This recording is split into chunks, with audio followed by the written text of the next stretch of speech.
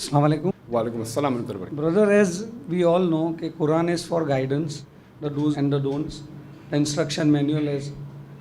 Still, most of the sects, most of the leaders, they say, if I don't read it with understanding, the meaning may differ. You may not be able to read between the lines. This is what is Zahir. The batil meaning is not for you, vagera vagera.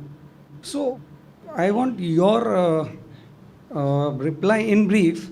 What can be the reason why they are stopping people to read with meaning? He was asked a very good question, and he says he wants my reply in brief that many of the religious leaders, especially the Muslims of different groups, of different organizations, of different sects, they say you should not read the Quran with understanding. There's a hidden meaning, and there is meaning which is just on the face of it.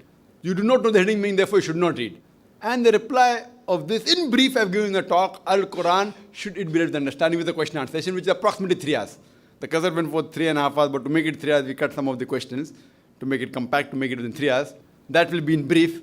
I'll try to give a highlight of the brief, or the brief of the brief, that Allah says in the Quran, in no less than 4 different places. In the same surah, in Surah Qamar, chapter number 54, verse number 17, verse number 22, verse number 32, and verse number 40, Allah says that وَلَقَدْ يَسَّرْنَا الْقُرْآنَ لِلذِّكْرِ فَهَلْ مِن مُدَّكِرٍ. That we have made the Quran easy for you to understand, then which of you shall not receive admonition?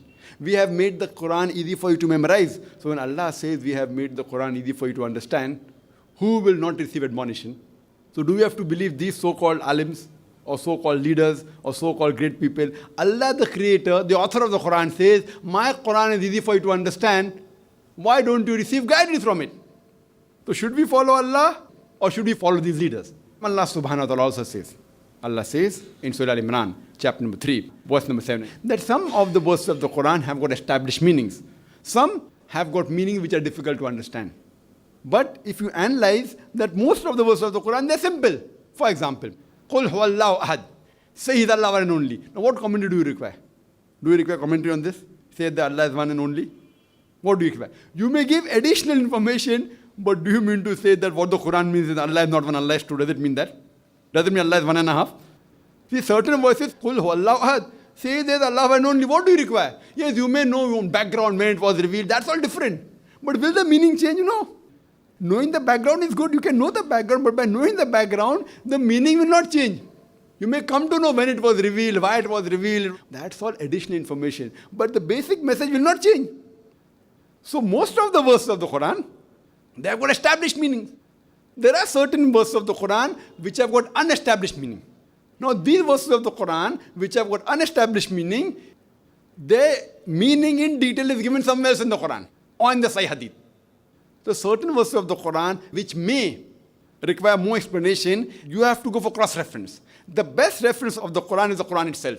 If you go to other verses, you get the detailed answer. Or you may have to go to Sahih Hadith. Or you may have to go to expert, as Allah says in the Quran. In Surah Nahl, chapter number 16, verse number 43. And Surah Anbiya, chapter number 21, verse number 7, Allah says, فَاسْأَلُوا أَهْلَ الذِّكْرِ إِن كُنتُمْ لَا تَعْلَمُونَ. If you don't know, or if you have doubt, ask a person who is knowledgeable. So when you have certain things which are doubtful in the Quran, then you may go and ask an expert. But things like Qul huwallahu ahad, Allah one only, you don't have to go to an expert. While reading the translation of the Quran, if you come across certain things which you may feel have got multiple meanings, then you can go to a specialist. And this is a small percentage. But there are people who give various arguments that why you should not read the Quran with understanding. And they give argument. I'll just give a couple of the things I quoted in my talk. The rest you can see in my video cassette. There are people who give the example, if you have a kacha license, a temporary license, and if you have an accident, the police will give you less punishment. If you have a permanent license, if you have a pakka license, and then if you have an accident, the police will give you double punishment. Therefore, if you read the Quran, and then if you sin, then gone. Allah will give you big punishment. Don't read the Quran, then if you do sin, then less punishment. Very good logic. And I have an argument of agreeing. The way I debate is like, there's a thing in martial arts, which I always tell, that if opponent is very big, if he tries to punch you, etc., use his power to throw him over. Whether it be judo, whether it be aikido, we use his power to throw him over. So you go in his direction, in the same direction. If he comes to punch, I sidestep and I throw him over. If he catches my collar and pushes me, I take a step back and I get him down on the ground. So this is using his force, agreeing For example, someone says 2 plus 2 is equal to 5. Okay, fine. Take 2 rupees, take 2 rupees, give me 5 rupees. Take 2,000, take 2,000, give me 5,000. Take 2 lakh, take 2 lakh, give me 5 lakh. So what I say, if I agree with you for sake of argument, that if you have a kacha license, temporary license, and if you bang up a car, then maybe the police will fine you 1,000 rupees. If you have a pakka license, a permanent license, and if you bang up the car, the police will fine you 2,000 rupees. But I tell the chances in a span of 5 years that if you have a pakka license, you'll bang up the car is once. So at the end of 5 years, you pay 2,000 rupees. But if you have a kacha license, you don't know how to drive the car.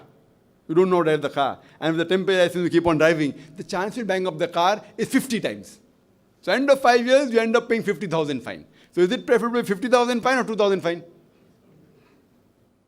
So you have to sometimes agree with them and prove them logically they're wrong. And various examples. And I've given one more incident. That first time when automobiles came in India, no one knew how to drive. So the company, along with the car, they even supplied the driver. No one knew how to drive. So along with the car, they supplied the driver. So one Nawab of Hyderabad, he buys a car. So along with the car, the company gave him a driver. So one day in the morning, he tells the driver that today morning I want to take my wife Begum Sahiba for shopping.